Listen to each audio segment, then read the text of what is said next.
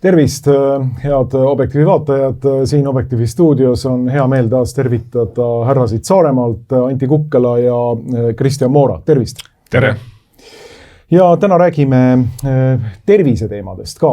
Alustame terviseteemadega ja eelkõige sellel teemal, millest me oleme sinuga, Anti, rääkinud ka mõnes intervjuus siin juba. Ja see on 5G elektromagnetilise kiirguse tagajärjed inimese tervisele. Nimelt on viimati välja tuldud ka petitsiooni või avaldusega teadlaste ja doktorite poolt, kes ütlevad väga selgelt, et 5G efektid või tagajärjed tervisele on märkimisväärsed ja need ei ole sugugi head, vaid need on ikkagi vägagi kahjulikud. Sa tõid täna siia sellise mõõtja ka kaasa, et kui nüüd hakata näiteks siin stuudios mõõtma, et mis näitud meil siin nagu praegu avanevad, siis täitsa huvitav oleks vaadata, et mis siin on. Nii, teeme, jah, näitame siit vaatajatele ka selline mõõtur, mis mõõdab raadiosageduslikku kiirgust ja kui ma ta tööle lülitan, siis tuleb siia selline näit. Nii. Ja vaatame korra, mis ta siin näitab, siis selline pidevalt jooksev ees, ütleme selline 4000-st 14 000-ni kiirguse tase. Ja siin on näha ka selline, ma ei tea, kas paistab ära, selline punane vilkuv tuuluke siin ääres.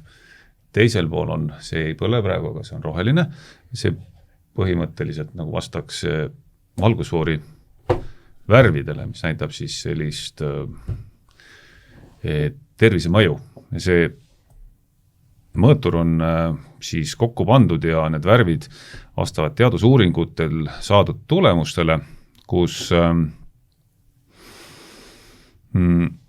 võtame niimoodi, praegu rääkisime, et oli kuskil 5000 kuni 14 000 oli see kiirgusfoon, et arvukatest teadusuuringutes on leitud, et selline ohutu kiirgusfoon on siis 20-30, eks ole, ja meil siin praegu oli siis, ütleme, 5000 kuni 14 000-ni. Me oleme varem ka ilmselt rääkima, tuletan kuulajatele, vaatajatele meelde uuesti jälle, et seda ilmselt, seda ohutut kiirgustaset teavad väga hästi Maailma Terviseorganisatsiooni ametnikud, kui üks Rootsi onkoloogia professor viis läbi uuringu, kus ta mõõtis kiirgusfooni Genfis, Šveitsis, Maailma Terviseorganisatsiooni peakontoris, siis ta sai seal keskmiseks kiirgusfooniks just nimelt selle 20-21. Aga üldsusele soovitatakse siis lääne ühiskonnas vähemalt taset 10 miljonit. Öeldakse, et see ei ole teil ohtlik. Aga ise nad teavad väga hästi ja järgivad neid teadlaste soovitusi väga täpselt. Ma tean, Anti, et sa oled tulnud siia stuudiosse, alati öelnud, et kas oleks võimalik mikrofonid panna toimima juhtmega.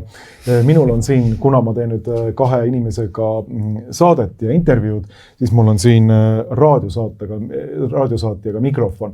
Eelnevalt me oleme ka teinud raadiosaatjaga mikrofoni toel neid intervjuusid, aga nüüd teil on mõlemad juhtmega siin. Aga paneme korra selle sama aparaadi minu juurde. Vaatame, mis näitusi see siis sealt annab. Annan sulle selle, võtame siit sellest futlarist välja ja pane. Ja, ma panen siia ja siin ta nüüd näitab, et minu juures on 15 000 sammuti. Ja kui ma panen selle nüüd saatja lähedale, siis on 26 ja selline, ütleme niimoodi, tavaolukorras on 22 000. Nii et mis näidud need nüüd on? Mida need meile näitavad? Et kas ma viibin kogu aeg põhimõtteliselt eluohtlikus kiirguskeskkonnas või mis asja me sellest nagu välja loeme? Ma tuleksin korraks nüüd sellise, et me ei jääks sellele tasandile, et me nüüd siin kolmekesi, eks ole, leiutame kas jalgratast või mõtleme välja mingisuguseid vandenõuteooriaid. Lähme selle sama maha liikumise ja maha raporti juurde, kus sellest me oleme rääkinud üsna üksikasjalikult, kus maha raportis toodi ka välja ühe keskkonnafaktorina, miks Ameerika lapsed on väga haiged, on seesama raadiokiirgus.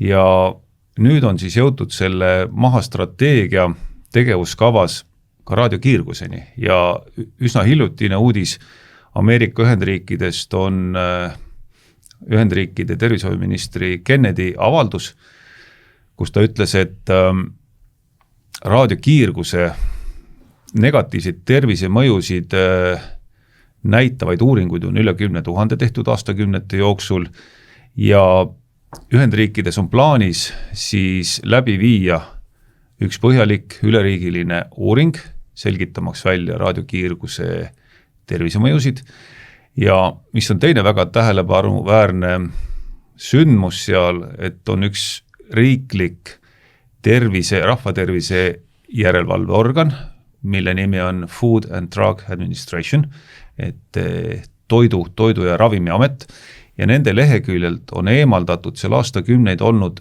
väide, mis on öelnud, et mobiiltelefonid ei ole ohtlikud. Ja ühesõnaga sõnum on selge, et selles samas maha liikumises on võetud väga tõsiselt ette need samad keskkonnategurid, millest me rääkisime. Üks nendest oli rämpstoit, teine oli meie keskkonna keemiline saastatus, siis olid nutiseadmed, nendega koos nii see, ütleme see sisu kui ka siis see raadiokiirgus ja 4. oli siis medikamendid ehk lapsepõlve medikalisatsioon, kus normaalse lapsepõlve avaldumisilmingud on muudetud haiguslikeks, eks ole, nii ravimitööstuse survel. Ja mis me siin, kuidas me selle võime, selle teadmise tuua siis oma ellu ja rakendada seda igapäevaselt oma elus inimesed kodudes, kes kuulavad, et kõige suurem kiirgusallikas on inimesele seesama mobiiltelefon, mida ta kannab enda taskus. Eks ole, et kui lapsed kannavad seda taskus, lapsed on palju tundlikumad selle kiirguse suhtes, kuna laste organism sisaldab palju rohkem vett, luud on õhemad, koljuluud on õhemad, mis tähendab seda, et seesama elektriväli jõuab palju sügavamale ajukoesse ja läbib ka kergemalt aju koljuluid. Ja distants on sõber, et kui ei tasu kanda taskus, kandke kas kotis või kuskil või pange lennurežiimi peale, kui teil ei ole vaja helistada, oodata tähtsaid sõnumeid. Lastel on üldine soovitus teadlaste poolt üldse mitte anda telefone kätte enne 14. eluaastat. Paljud riigid on hakanud ka seda väga, väga jõuliselt ellu viima, eks ole.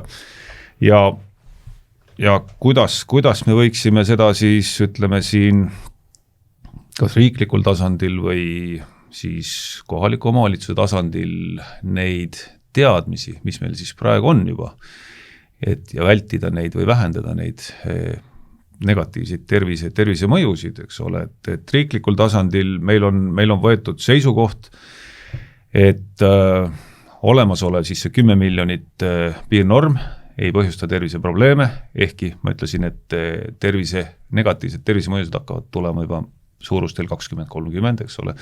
Seega hetkel meil, ütleme siis riiklike järelevalveorganite poolt ei ole sellist abi oodata, mis võimaldaks rakendada meetmeid rahvatervise kaitsmiseks.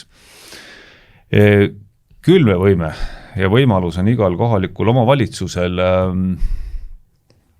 läbi volikogu rakendada, näiteks kohaliku omavalitsuse korraldamise seaduses on üks paragrahv, mis võimaldab keskkonnategurite reguleerimisel kehtestada siis oma haldusalas rangemaid piirnorme, mitte leebemaid piirnorme riiklikest, aga rangemaid, et see on võimalus ja seda on, ütleme, piirnormide alandamist on soovitanud ka Tallinna Tehnikaülikooli eksperdid, kui nad viisid läbi 2022. aastal 5G tulekuga, ütleme, võimalike terviseriskide analüüsi ja selle siis raames nad mõõtsid ka Eestis kiirgusfoone.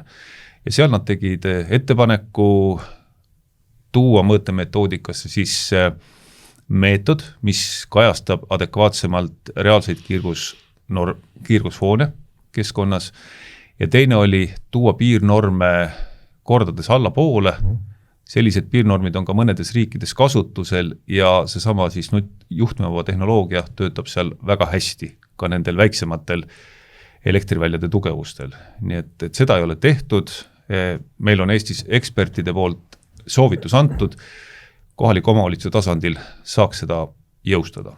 Kristjan Moora, kuidas seda nii-öelda mahaliikumise poolt avastatud nii-öelda asju, kaasa arvatud siin kiirguse osas, miks mitte ka vaktsiinide osas, et kuidas seda nüüd siis rakendada kohalike omavalitsuste tasandil ja kas see on üldse rakendatav ja kas on jõudnud kuidagi inimeste teadvusesse, et need asjad on olulised ja need asjad on rahva tervise seisukohast äärmiselt keskse tähtsusega? No me peame vaatama, et kas meil on midagi siin Eestis viimasel ajal muutunud. Nii palju on muutunud, et näiteks me siin Antiga oleme mitu aastat saates käinud, varem me olime opositsioonipoliitikud, nüüd me oleme siis koalitsiooni kaasatud. Saaremaa vallas tuli võimule siis EKRE, Isamaa ja Keskerakonna koalitsioon ja ükski nendest erakondadest ei ole täna riigis võimul. Et kui me räägime, et riik ei taha midagi saavutada, on küsimus, et kas siis meie nende erakondade koalitsioonina saaksime kohaliku omavalitsuse raames ise midagi ära. Jah, saame küll. Ja kas me oleme seni midagi teinud? Jah, oleme küll. Me oleme ju ka opositsioonis olles esitanud eelnõusid, minu meelest väga harukordselt. Anti lisas kõikidele meie eelnõudele vähemalt 10 lehekülge, kümneid teadusuuringute refereeringuid, mis meie väiteid kinnitasid varem. Me ei jõudnud küll ühegi otsuseni, varasem koalitsioon keeldus neid menetlusse võtmast või siis otsuseid tegemast.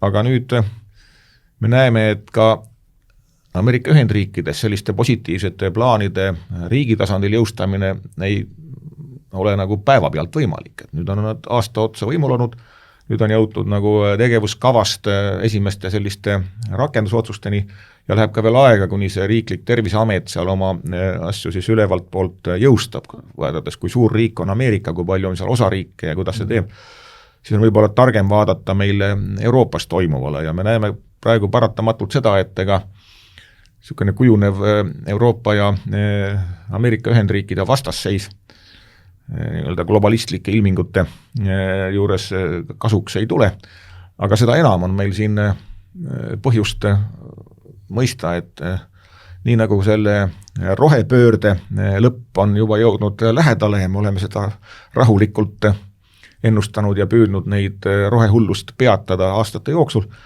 ma arvan, et ka need kõik meie tervisele mõjuvad keskkonnategurid on ju aastate jooksul õnnestunud kõrvaldada, võtame ajaloost mis iganes TTT mürgi või eterniitkatused, kõikide nende peatamiseks ja likvideerimiseks kulus aastakümneid.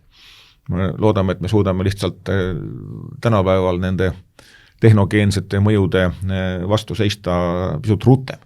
Ja teine asi, mis on, ei ole mingi vandenõuteooria, on ikkagi sellise totaalse kontrolli omandamise soov, et milleks siis seda 5G-d ja hästi tihedat Wi-Fi võrgustikku tehakse, see on ka totaalse kontrolli teema. Meie kindlasti ei soovi oma elanikke igapäevaselt ja kõigist mõtetest kontrollida või veel vähem siis biorobotiteks muuta. Ja kui me ise selleks ei taha muutuda, siis me peame ikkagi kogukonna tasandil ka suutma otsuseid teha. Ja siin on mitmed head näited, kuidas Eestis, ega me ei ole siis ainsad, kes nii mõtlevad, mõnedes koolides koolijuhid koostöös hoolekoguga on võtnud vastu koolireegleid ilma riiklike suunisteta. Ja seda sama on võimalik teha ka kohalikes omavalitsustes, kus me siis näiteks selle 5G leviku vastu oleme võib-olla seni veel vähe teinud, aga eelmisel aastal või aasta tagasi istusime siin ja rääkisime, kuidas riik asus müüma meie riigimetsa selleks, et kõik tuugeneid täis ehitada ja siis tuugenite nii-öelda madalsagedusliku mõju tervisele olime me juba enne seda aastat paar tutvustanud ja praegu paistab, et siiski lihtsalt puhta ärilistel kaalutlustel ja toetusrahade ära kaotamise tõttu, mitte et see oleks Eestist tulev otsus, vaid ikkagi maailma vägevad on ka aru saanud, et ei tasu teha asju, mis inimesed elukeskkonna ära hävitavad. Et nende maailma otsuste toel on meil lihtsam ka Eestis oma otsuseid teha. Kui me näeme, kuhu suunas areng nüüd suunduma hakkab, ei tasu häbeneda, ei pea ootama riiklikku direktiivi, tuleb näidata kohalikku initsiatiivi ja see on võimalik.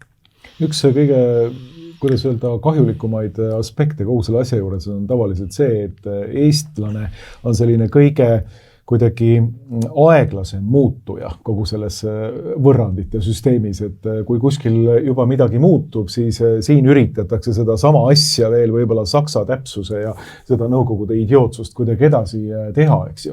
Et ma loodan, et see kuidagi jõuab reaalselt ka nüüd siis siia kodumaale, mis puudutab 5G-d ja mis puudutab nagu mahaliikumise teisi nii-öelda suuri avastusi, kaasa arvatud ka vaktsiini teemal. Muuseas, sina, Anti, oled siin hiljuti jaganud ka seda 2025. aastal avaldatud uuringut, mis rääkis gripivaktsiinidest, et see oli nagu väga huvitav, sest me oleme praegu gripiviiruse nii-öelda kõrgajal ja võib-olla mõned inimesed mõtlevad, et tuleks teha omale gripivaktsiin, et siis kuidagi gripist hoiduda. Aga selles uuringus on nüüd siis ikkagi väga selgelt näidatud, et gripivaktsiin vastupidi suurendab haigestumist grippi või kuidas? Vabandust. Jah, sa viitad nüüd 2 uuringule, jah, mida ma siin mõni päev tagasi jagasin ja üks nendest on väga suure ulatuslik, seal analüüsiti 13 miljoni inimese terviseandmeid ja sealt siis joonistus välja selline asi, et gripivaktsiin suurendab väga oluliselt Alzheimeri ja dementsuse tekkeriski ja see risk püsib siis 10 aastat peale vaktsineerimist kõrgenenuna. Ja kui mõelda siis sellise tervisekäitumise või selle mustri peale, et kus iga aasta siis inimesi kutsutakse, eks ole, uuesti vaktsineerima ennast gripi vastu, et siis kui see ühe vaktsiinidoosi mõju, eks ole, annab 10 aastaks kõrgenenud ohu, siis sellise aju ulatuslike kahjutuste tekkeks, siis on selge, et selline iga-aastane uus vaktsineerimine, eks ole, vaktsiinidoos, eks ole, siis lihtsalt võimendab seda kahjustavat efekti. Ja teine uuring on ka nüüd üsna hiljutine uuring Ameerika Ühendriikidest, kus leiti siis, et võrreldi siis omavahel jällegi gripivaktsiini efekti ja võrreldi siis vaktsineeritud inimeste gruppi ja vaktsineerimata inimeste gruppi ja leiti, et vaktsineeritud inimesed nakatuvad oluliselt sagedamini sellesse samasse haigusesse, mille vastu neid on vaktsineeritud, grippi. Eks ole, et need on sellised teadmised, mida inimesed võiks meeles pidada, kui jälle käivitatakse riiklik kampaania, eks ole, grippi vastu vaktsineerimiseks, ütleme siis ainult seda, et ärme toome ainult sellist negatiivset välja, eks ole, toome siia juurde näiteks ka positiivsed, et mis siis võiks sellise nakkuse vastu positiivset mõju avaldada või kaitsta sellise nakkuse vastu, eks ole, et on teadlasi, kes ütlevad, et sellised hingamistede nakkused talvel ei ole põhjustatud mitte sellest, et rohkem on viiruseid liikel, vaid sellest, et inimesed viibivad rohkem siseruumides. Ehk meil on küll päikest vähe, aga et kutsun inimesi üles, et kasutage ära see vähenegi päike, kui te kuskilt pilve tagant välja tuleb, mingi õue. Sellest ei piisa, et te vaatate toas läbi oma toa akna klaasi päikest. See õige päikese efekt tuleb ainult värskes õhus olles. Teine on üks väga põnev uuring, eks ole, kus leiti, et ternespiim on 3 korda efektiivsem gripi vältimiseks kui igasugune vaktsiin, eks ole. See on selge, et ternespiima ei ole nüüd päris igalt poolt saada, eks ole, aga ka tavalises piimas on neid samu selliseid, ütleme, immuunsüsteemi tugevdavaid aineid, küll lahjendatud kujul sees, eks ole, et inimesed jooge piima. Et ei ole vaja minna ennast vaktsineerima, eks ole, et te näete, mis sellest tuleb pahandust ainult. Ma võin siia öelda ühe uuringu veel juurde, mida ma seal ei jaganud, aga seal oli võrreldud siis mRNA tehnoloogial põhinevat gripivaktsiini ja siis nii-öelda vana tehnoloogia gripivaktsiiniga. noh, see on küll natuke selline koolera ja katku võrdlemine omavahel, eks ole, et kumb parem või hullem, aga noh, seal tuli selgelt välja, et siis mRNA tehnoloogial põhinev vaktsiin põhjustas oluliselt rohkem kõrvaltoimeid kui siis see vana. Ehk see uus tehnoloogia toob kaasa uusi riske inimeste tervisele. Ja, igati kõnekas. Kui palju me näiteks nüüd Saaremaa koolides ja ametiasutustes olete näinud sellist asja, et ikkagi inimesi kuidagi kas sunnitakse või mõjutatakse siin vaktsineerima gripi vastu ja või miks mitte ka veel vana nii-öelda mRNA tehnoloogia kaudu COVIDi vastu, no mitte vana, vaid see uus. Vana hea mRNA. Et selles mõttes, et kui palju seda on näha? No siin Anti oskab seda võib-olla professionaalsemalt selgitada, aga meie õpetajad ja koolide arstid ja õed, kes neid asju teevad, on siiski usuvad seda, mis neile ametialaselt räägitakse, et ega nad ju kõik väga pahatahtlikud ei ole. Lihtsalt küsimus ongi selles, et kust see info siis tuleb suunatult ja kuidas selle eest ka hüvitist makstakse. No, see on ka ju avalikkusele ilmselt teada, et nende nii-öelda vaktsineerimiste eest saavad arstid eraldi toetust, rahalist toetust iga konkreetse vaktsiini süstimise eest. Et lihtsalt majanduslik huvi võib olla, aga miks räägitakse vähe või toetatakse vähe seda samad lihtsamat tervislikku toitumist, värskes õhus viibimist ja muid tervislikke eluviise. No nüüd tulebki, et selle keskkonna mõjude hulgas, nagu Anti rääkis, ei ole ju mitte ainult toit, vaid on ka see keskkonna kiirgus ja see sama nutitelefonide kasutamine, mis kõik üldiselt mõjuvad lastele väga, väga halvasti ja selle terviku eest hoolitsemine peaks olema ju ka arstide ülesanne. Ehk siis me ei ole kuulnud veel kordagi, et ükski perearst neid soovitusi jagaks, millest me siin Antiga räägime. Nii et mõned üksikud erandid on kindlasti olemas. Ehk siis sellise poliitilise, ütleme siis tervisepoliitika ja peaks lähtuma ka ju mingitest arengudokumentidest. Nüüd, kui me jõuame siis näiteks kohaliku omavalitsuseni, siis kohaliku omavalitsuse all käivad koolid, käivad lasteaiad ja küsimus ongi, et kuidas siis kõikvõimalikud juhised tulevad. Need tervisejuhised tulevad meil seni peamiselt Sotsiaalministeeriumist, me teame seda, ja tulevad otse kooli, otse lasteaedadesse ja kohalike omavalitsuste roll seal vahepeal on seni praktiliselt puudunud. Teatud osa infot liigub nagu otse. Ja nüüd on selle samas küsimus, et ka milline partei, milline poliitiline suund on hetkel seal ministeeriumis. Ja mida ta veel lastele soovitab ja neid igasuguseid programmilisi lähenemisi, osa neist on niisugused katse, eksperimentaalasjad, meile selgitakse, et see on täiesti uus asi, tuli meile äsja Austraaliast, et mõnes Euroopa riigis võib-olla on veel, aga meil siin katsetatakse, eks ole. Ja väidetakse, et see on teaduspõhine. Aga ideoloogiliselt on see sageli küsitav.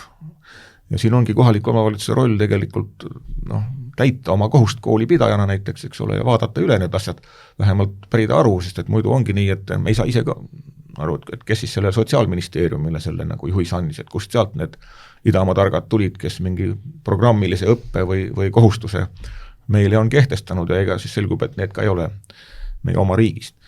Et sageli jõuavad meie need mõjud, mida me peaksime kriitiliselt hindama, aga selliste Ameerika hetkel terviseameti poolsed otsused millegi pärast ei jõua. Nii et nagu me juhimegi tähelepanu sellele, et kui me vaatame uudiseid ja seda, mis toimub ja võrdleme infoga, mis nagu ametliku kanali kaudu meieni jõua, siis rahvas peaks teadma seda tervikut ja oskama ka ise valikuid teha ka nendes valitavates rollides, mis on. Ja võib-olla räägi Anti Kuressaare gümnaasiumi näiteks, oled seal hoolekogu liige, et kas te olete hoolekogus arutanud seda, mida koolis peaks tegema laste tervisliku elukeskkonna kaitsmiseks? No jaa, sa lugesid mu mõtteid, et ma just tahtsin tuua selles oma, mida sa küsisid, see ütleme siis see mõjutamine vaktsineerimise osas, et kooli Saaremaa gümnaasiumi hoolekogu liikmena on minuni jõudnud informatsiooni sellest, et seal on nüüd siis noored 16-18 eluaastani, eks ole, et ja siis kui mõnel noorel siis on kodus otsustatud, et laps ei vaja neid vaktsiine, et siis on ikkagi kooli poolt, see ei ole küll kooli poolt, ma vabandan, et see ei ole kooli poolne, et kuna kool on palganud endale siis tööle kooliõed, et need on lepingulised töötajad, aga sellisel avaldusel, et meil on kodus otsustatud, et mina ei saa mingeid vaktsiine, on tulnud reaktsiooniks kooliõe poolt, aga mis sa ise tahad, sa oled juba päris vana ju. Et mis sa ise tahad, eks ole, selline, et täiskasvanu, kes on nüüd ametialase, kasutades oma ametialast nagu positsiooni, et siis püüab tungida sinna nagu selle noore ja tema perekonna vahele ja ma olen tõstnud selle teema üles ka hoolekogus ja see ongi nagu keeruline, sest ma saan aru, koolilis on natuke ebameeldiv teema ja nad on ennast sellest vastutusest lahti haakinud just nimelt selle sama väitega, et nendel on lepinguline partner, et kes ei ole kooli töötaja, eks ole, ja aga seda sellist survet on hoopis varjatumal kujul, eks ole, kui oli nüüd meil siin koroona ajal. Aga need kooliõed, kui me tuleme nüüd tagasi selleni, me siin eelmine kord rääkisime haridusest ja haridussüsteemist ja sellisest inimeste indoktrineerimisest, eks ole, mis algab peale juba lasteaiast, et jõuab kooli, eks ole, ülikooli, siis töökohta ja me rääkisime sellest siin ka selles maha liikumisega seoses, kus oli selline korporatiivne võimu haaramine, eks ole, varjatud, et kus siis korporatsioonid haaravadki riigiametid ja poliitikud enda võimusesse ja teenima enda huve, eks ole, ja kus siis inimesed ise vabatahtlikult ja teadmata hakkavad siis propageerima siis seda infot, mis on kasulik ühele või teisele suurtööstusele, eks ole, ja et mõned nimetavad neid kasulikeks idiootideks, ja sellest on ühiskond nii läbi imbunud, et see on nagu vähkkasv, et seda ei saa niimoodi kohe nagu korra pealt välja, eks ole, et see on tulnud tasapisi sellest lahti saada korra pealt, et see ei ole võimalik, aga kõige olulisem on ilmselt see teavitustöö, mida ka meie siin praegu teeme ja nii nagu Kristjan ütles, meil on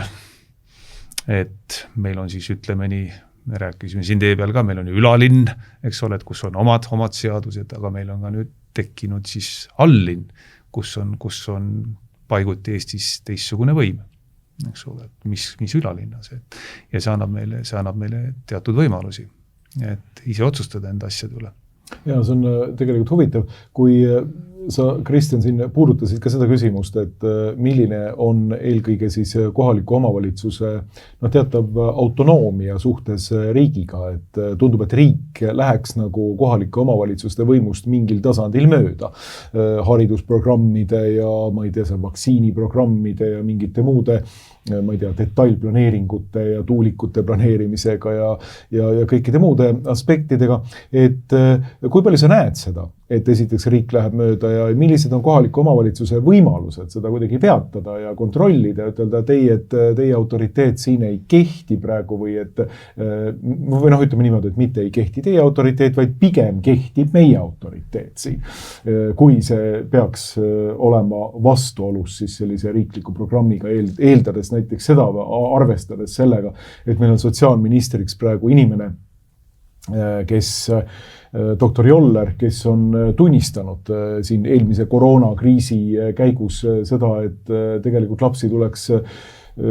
lapsi tuleks nõeltega torkida ilma vanemate nõusolekuta ja kooliõed ja koolid ise peaksid otsustama siis seda, keda nad torgivad ja keda mitte, kui tuua selline drastiline näide siin. Aga kuidas iseloomustaksid seda suhet või loomulikult sina Anti?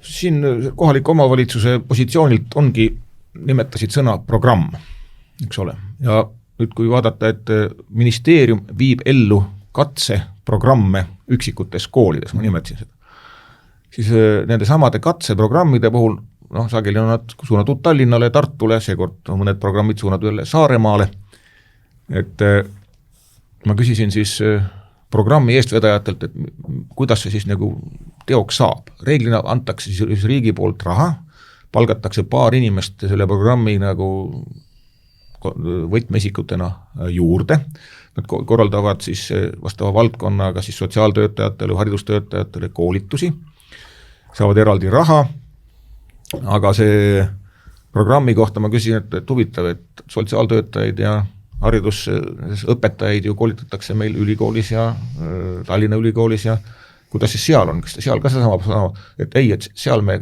kasutame alles hiljem. No, mis tähendab, et meie peal nagu katseäneste peal viiakse ellu, eks ole, asju, mida väidetakse, et on teaduspõhine, aga tegelikult me oleme võib-olla laborihiirteks nii mõnegi asja puhul ja küsimus on selles, et mis on selle asja ideoloogiline eesmärk ja mis on üldse eesmärk ja mis on nagu aruande kohustus. Et seda eesmärki tavaliselt ei räägita, räägitakse reklaamlausete keeles, kui hea see on. Ja teine asi, aruande kohustus on siis ministeeriumile, aga mitte kohalikule omavalitsusele, näiteks koolide puhul. Või sotsiaaltöötajate puhul. See tähendabki, et riik teostab ennast inimesteni ja õpilasteni välja otse ja nüüd kohaliku omavalitsuse võimalus selliseid programme siis lubada või mitte lubada, kõigepealt peaks siis võtma selle juhtimise teema, eks ole, kas me siis juhime üldse midagi või meie nii-öelda vastutusalas toimub isetegevus. Ja kes seda teeb ja kelle huvides seda tehakse. Ja sageli kohalike omavalitsuste võimul olevad inimesed ei ole ka nii multitalendid, et nad üldse aru saaksid, et midagi sellist võiks ju küsida, nad ei saa sellest teemast võib-olla ise ka aru, võib-olla haridus puudub. Et selles suhtes kindlasti tänases maailmapoliitilises olukorras me näeme lihtsalt seda, et väga erinevad huvid ristuvad ja me peaksime nagu inimeste ja kodanikena oma rahva juhtideks valituna suutma ka jälgida, mis tegelikult toimub. Ja siis panema selle teema vähemalt arutelule, kas või volikogu päevakorda ja küsima, et mis te arvate valitud isikud, et kas me teeme seda või me ei tee, sest praegu tehakse neid otsuseid ilma volikogu ja valitud isikud otsustada, sageli nad ei tea, et üldse midagi sellist toimub. Et see läheb volikogust mööda, läheb vallavalitsusse, mingisse osakonda, heal juhul seal teatakse, seda programmi kiidetakse heaks ja siis alltasandil viiakse ellu. Nii et nii see muutuste riiklik läbiviimine siin riigis toimub. Ja ega Riigikogu ei ole enamustes nendel teemadel ka kordagi üldse teemaks tulnud, ehk siis nagu selle valitavate kogude, ka hoolekoguid on ju koolis valitav kogu. Et kes siis lõpuks otsustab seda, mis lastega koolis tehakse, kas lapse vanemad ja kas direktor ja õpetajad on siis nii-öelda teenindav personal või isegi nende teadmata antakse kooli õele, eks ole, ja et mitte keegi ei tea, mida ta tegelikult teeb. Et siin on nagu selle tähelepanu ja vastutustunde küsimus, sest et tänases protsessis vastutajaid hiljem leida ei olegi võimalik. Et selle asja peaks nagu algselt kohe vastutusega ära siduma ja siis on võimalik ka negatiivseid tagajärgi ära hoida. Jah, ma tuleks tagasi selle, mis ma nüüd pikalt siin ütlesin, see kuidas meid indoktrineeritakse juba siis varasest noorusest saadik, eks ole, ja milles see ka väljendub, ilmselt on see, inimestest kasvatatakse selliseid käsutäitjaid, eks ole, ja kes siis vaatavad, vaatavad otsival pilgul ringi, kus peremees on, eks ole, et peremees annaks uue käsu või instruktsiooni, mida järgmiseks teha, eks ole, et meie ei arva, et me peame ootama käsku nüüd üle mere, eks ole, toome näiteks kas või selle hiljutise riigikontrolöri avalduse riigivarude keskuse kohta, eks ole, et kus siis riigikontrolli auditi tulemusena leiti, et toidu tagavarad Eestis on mõeldud 10% elanikkonnast. Seda oleks huvitav ka teada sellest riigikontrolöri auditist ei selgunud kes sinna 10 hulka on arvatud, 10% hulka, eks ole, aga 30 päevaks, nii et 10% 30 päevaks. Ja sellest 2/3 moodustab siis jahu ja ülejäänud teravili, eks ole, no. Et see on nüüd selle siis riigikontrolöri auditi tulemus. Et noh, selge on see, et riigikontrolör väljendas ennast, ütleme, väga sisuliselt, asjalikult, aga tegemist on ju riigi poolt, ütleme, kohustusega, mida ta peab inimeste eest täitma, ehk elanikkonna kaitse, mis on üks primaarne riigi kohustusi, jätnud täielikult ellu viimata, eks ole. Kas meie nüüd siis kohaliku omavalitsuse, ütleme siis inimestena, kas me peame hakkama ootama järgmised mitukümmend aastat, et riik kas teeb või ei tee jälle mitte midagi, ei pea, eks ole, et noh, et meil on võimalused ise tekitada selline, ütleme siis elanikkonna kaitset tagab võrgustik, eks ole, mis tagab siis energiajulgeoleku, kütusevarud, toiduainete varud, eks ole, et see, et hädaolukordades meil on olemas side toimiv, eks ole. Ja meil on need võimalused olemas ja nüüd see uus, ütleme, riigikaitseseadus ka toob uusi kohustusi kohaliku omavalitsuse tasandil, eks ole, et me ei pea ära ootama neid riigi instruktsioone, eks ole, et me näeme, et siiamaani riik ei ole oma kohustusi täitnud ja Kristjan ka enne ütles seda, et me ei pea ootama. Meil on oskused, meil on võimalused hakata ellu viima seda, et inimesed oleks kaitstud hädaolukordades. Aga mis näiteks Saaremaal juhtub näiteks, kui saar kinni panna, siis kas teil üldse mingisugust nii-öelda 10% juttu seal on või on veel midagi vähem? On kellelgi mingisugune selge pilk sellest? Hetkel ühtegi riiklikku toiduvaru Saaremaal ei hoita. Ehk siis me peame nagu hakkama saama sellega, mis inimestel ise. Ja kõige esimene juhis ongi alati inimestel ju see, et iga uppu ja päästmine on tema enda asi eelkõige ja siis alles kellegi teise.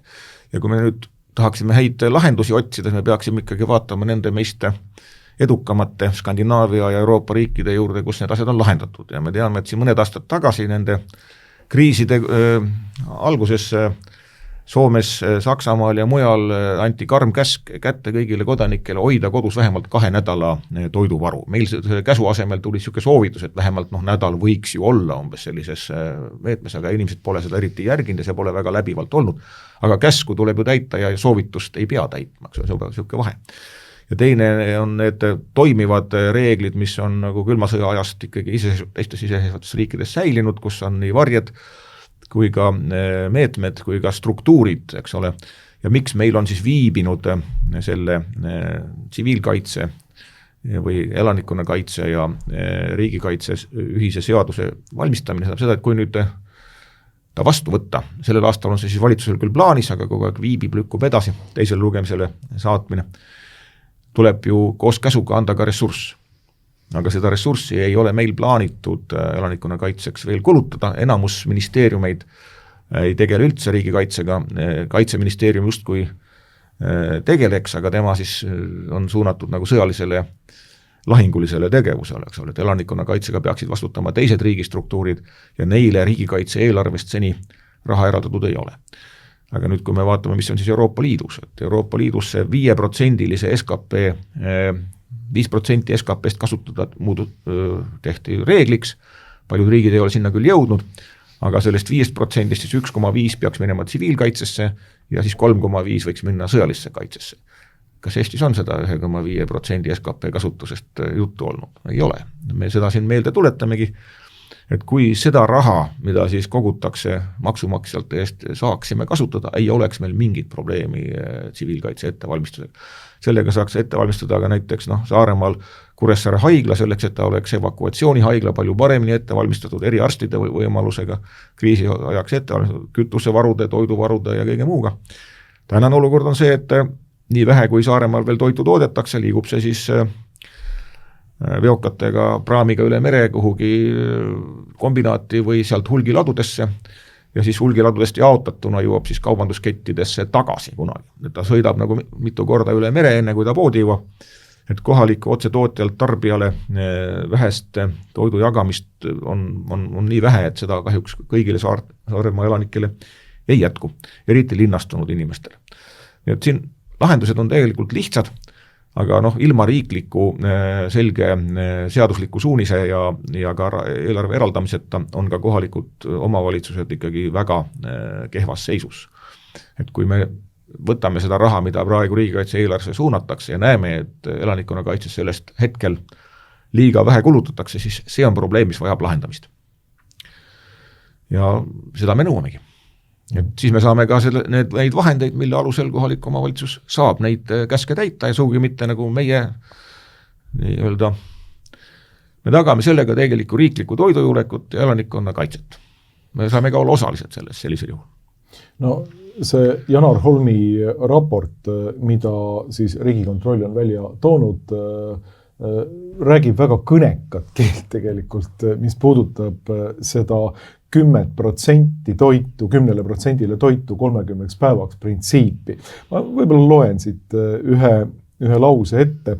Ehkki selline sihttase ei arvesta ühegi konkreetse hädaolukorra või riigikaitse kriisi võimalike vajadustega ega vasta Vabariigi Valitsusele seatud sihile, pole ei varude keskuse omaniku esindajana tegutsev Majandus- ja Kommunikatsiooniministeerium ega toiduvarustuskindluse eest vastutav Regionaal- ja Põllumajandusministeerium seni midagi muud välja pakkunud.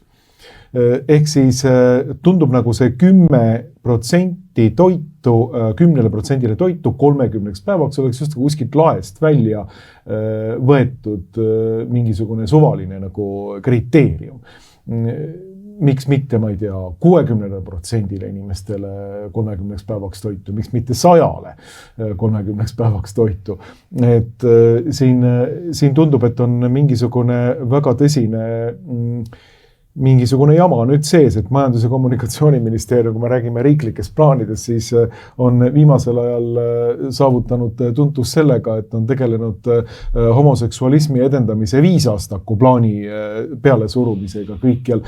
Küll aga on jäänud natukene, kuidas siis öelda, vaeslapse ossa riikliku toidujulgeoleku garanteerimine. No, sellepärast me rõhutamegi, et kohaliku omavalitsuse tasandil, kui veel terve mõistus on säilinud, tuleks neid riiklikke suuniseid ikka üle vaadata, enne kui neid rõõmsalt täitma hakata. Aga kui me võtame nagu keskmise Eesti lojaalse riigi kodaniku, siis ta saab riigist käsu ja asubki kohe täitma, eks ole.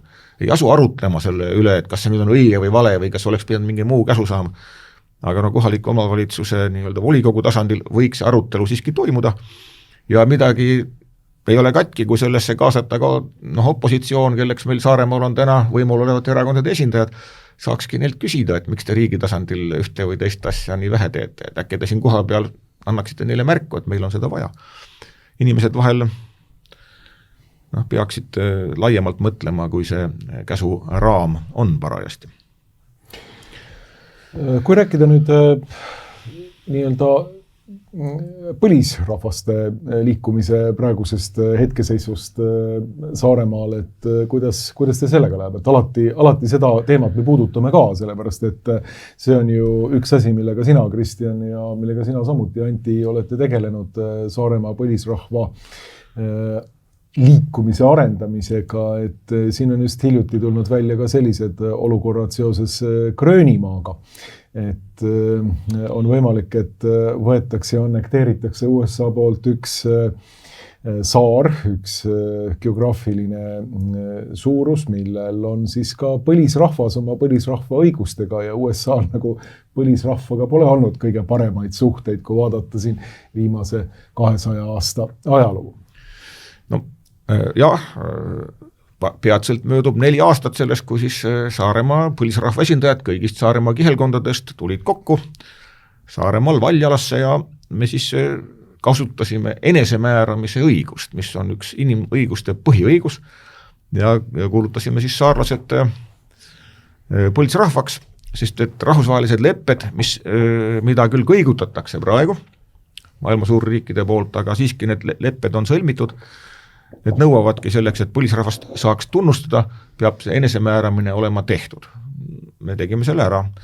Ja nüüd edasine protsess on kulgenud sellise uudisekünnisest pisut allpool, et me ei taha ennast väga nii-öelda märklauaks sättida kõikvõimaliku kriitika osas, vaikselt areneme ja tegutseme. ja seda kõike väga selges kooskõlas rahvusvahelise õigusega.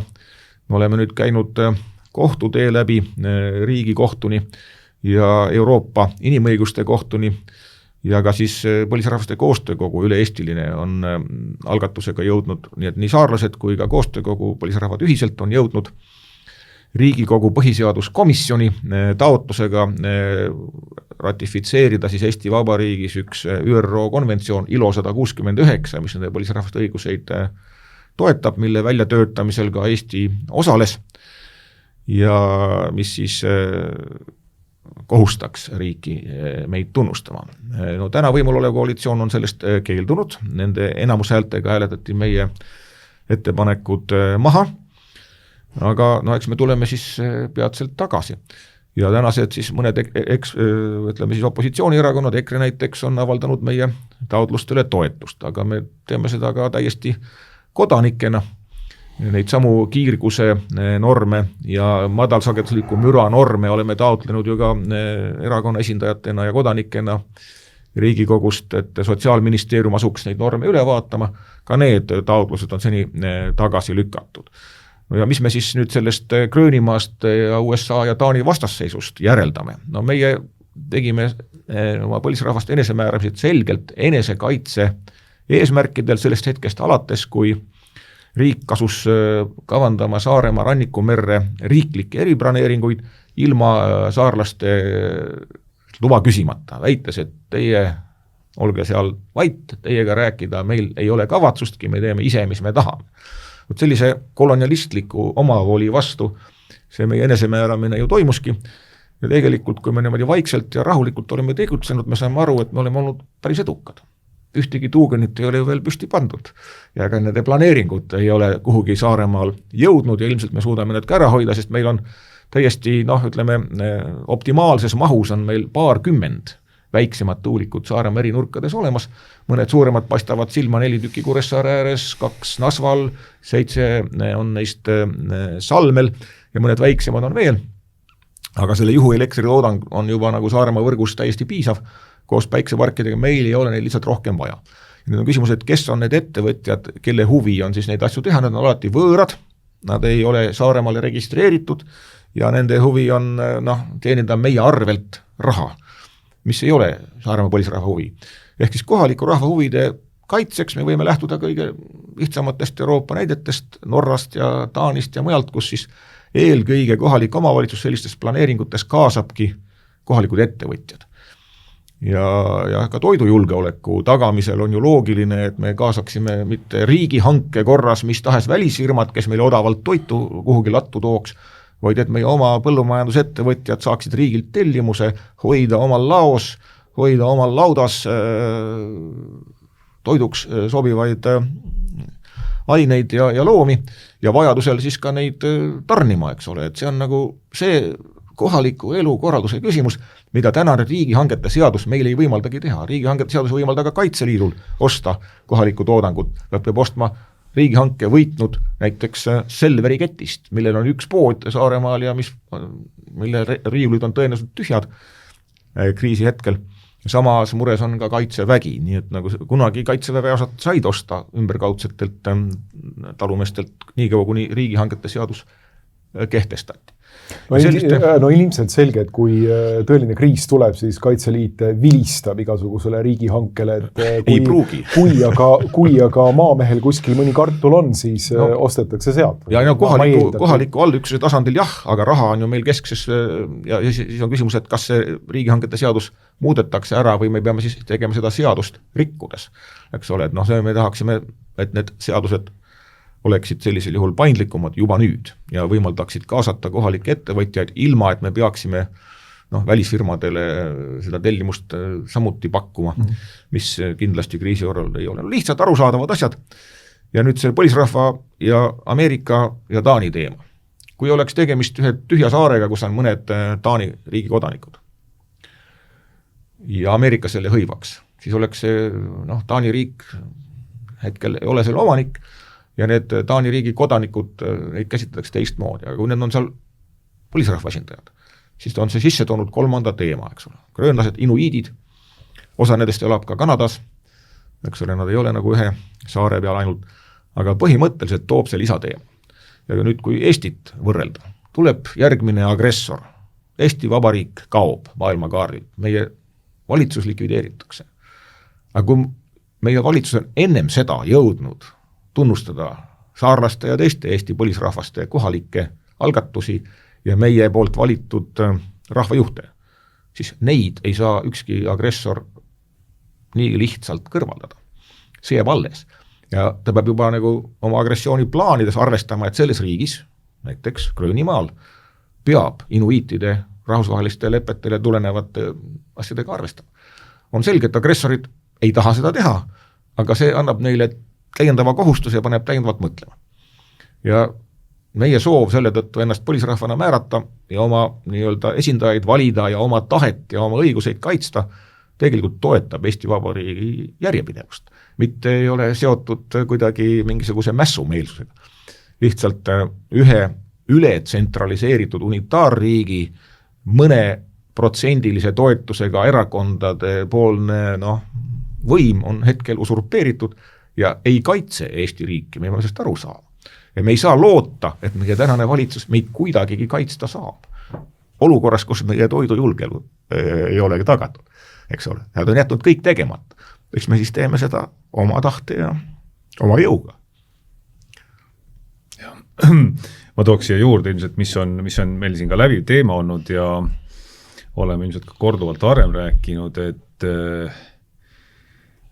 looduse seisund ja keskkonna seisund on kõige paremini säilinud nendes kohtades, kus põlisrahval on kõige rohkem õigusi, kus nad on suutnud oma õigusi säilitada, toome siit kõige lähemalt saamid, eks ole, et saamid saavad harrastada oma traditsioonilist eluviisi, eks ole, ja Soome riik ega Euroopa Liit ei saa neil ette kirjutada seda, et kas nad võivad oma karjatada, sama kehtib inuiitide kohta, eks ole, et neil on oma parlament, neil on oma teatud autonoomia ja mis on ka väga hea, sest kui neile tuleks käsud Euroopa Liidust, eks ole, et siis lõpeks ära seal faalapüük, eks ole, hülgeküttimine ja et inimesed, kes on olnud kütid läbi kogu oma ajaloo, eks ole, et kaotaks oma identiteedi ja oma rahvustunde ja see ei saa lõppeda hästi, et me oleme sellest samast indokrineerimisest ja meie laste mõjutamisest juba varasest lapsepõlvest alates ja nendest tagajärgedest, mis seda põhjustavad, eks ole, palju rääkinud. Et jätkame oma tegevust ja võitleme selle eest, et Eesti põlisrahvad saaksid ka riiklikul tasandil tunnustatud. Ja kodanikena, eks ole, oleme endiselt ju vabariigile lojaalsed ja see ongi see niisugune privileegi koht, et see kodanik, kes oma põlisrahva juured üles leiab, on privilegeeritud. Ei ole lihtne linnainimene.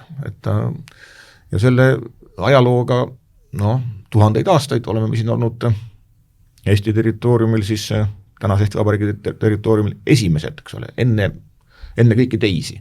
See on ka üks selline asi, mida me võiksime säilitada. Ja kui Eesti Vabariik siin elavate põlisrahvaste olemasolu ja õiguseid rahvusvahelistest lepetest tulenevalt toetaks, siis oleks meil ju ka palju lihtsam toetada taanit ja inuiite, eks ole, kui me oma kodus ei tunnista, kuidas me siis nüüd neid kaitsma saaksime minna, eks ole, see on nagu selline loogika lihtsalt. Et jõuab väga aeglaselt kohale inimestele, kes on täna võimul, aga ehk isegi jõuab kunagi nendeni. Ja, suur tänu, härrased siia stuudiosse tulemast ja aitäh teile ja jõudu edaspidiseks. Aitäh kutsumast ja Objektiivile jõudu ja jaksu, eks ole. Me oleme siin saanud siiski meediakajastust, mida teised kanalid ei ole meile seni pakkunud. Ja meie üritame pakkuda seda alati edaspidigi. Aitäh veel. Aitäh. Uute kohtumisteni.